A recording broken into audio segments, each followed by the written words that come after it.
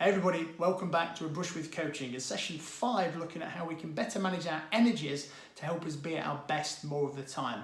Session 1, we identified the 4 energies: physical, intellectual, emotional and spiritual. And then each of the sessions since, we've looked at 1 or 2 of these energies in detail and thought about how we can manage those in isolation.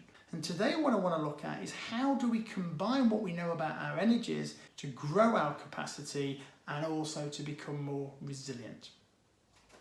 Now, why do I say that growing our energy capacity makes us more resilient? Well, what resilience is the ability to bounce back from frustrations, irritations, disappointments and unexpected events. So the question is, how do I go about increasing my resilience? Well, let's imagine this is your resilience today and you want to grow it to something which looks more like that. Well, there's 3 dimensions that we have to work on. And to help us think about those 3 dimensions, I'm first going to just think about physical energy. And if we wanted to increase our physical resilience, we'd need to work in 3 dimensions. We'd need to work on our strength, we'd need to work on our flexibility, and we'd need to work on our endurance.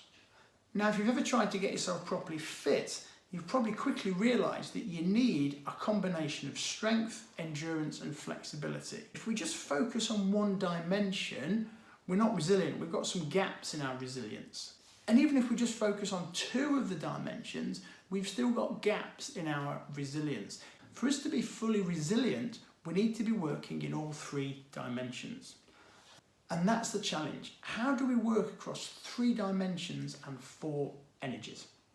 So let's start with physical. Physical strength is about our muscular capacity, our ability to carry the weight. Our physical flexibility is about agility and stretch and reach, which is our muscular stretch.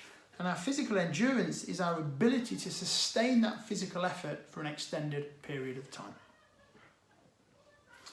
When it comes to intellectual strength is about consciously developing our knowledge and skills, growing our mind, growing our knowledge, growing our capacity.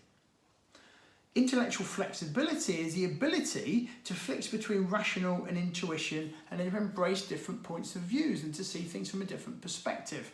That's intellectual flexibility. And intellectual endurance is the ability to sustain focus and concentration over extended periods of time. So emotional. So emotional strength is the ability to express your emotions, to say how you're feeling, and the ability to allow other people around you to do the same. Emotional flexibility is the ability to flex across a whole spectrum of possible responses to something, rather than always responding in the same way. So the ability to flex and respond differently in different situations to different people. We might think about empathy in that space, is emotional flexibility.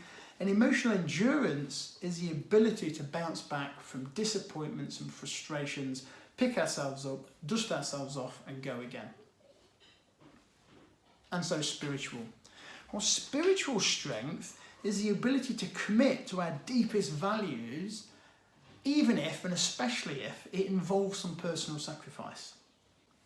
So spiritual flexibility is the ability to tolerate values and beliefs that are different to yours rather than being dogmatic and it causing conflict. And finally, spiritual endurance is the ability to sustain commitment to long-term goals, ambitions and dreams, even in the face of disappointment and frustration.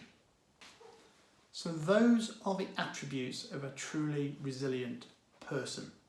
Now, across the 4 energies, physical, intellectual, emotional and spiritual, and 3 dimensions, strength, flexibility and endurance, you have got 12 attributes there that you need to be working on. And I know that sounds like a lot. But the good news is you will already be strong in some of these areas. But in some of them, you probably need a bit of work. There's the opportunity to develop so that you are robust and resilient and you haven't got gaps in that cube. So that's the thought I want to leave you with. Across these 12 attributes, where are you already strong and where might you need to do some work? Because if you want to go from surviving to thriving, you need to be resilient. And if you're going to be resilient, you need to be embracing these 12 attributes. So I started right back at this sequence of blogs with the question about how do we go from surviving to thriving? this is your answer. So, good luck, enjoy yourself, be curious, get some support, get some help, go well. Catch you again soon. Thanks a lot. Bye-bye.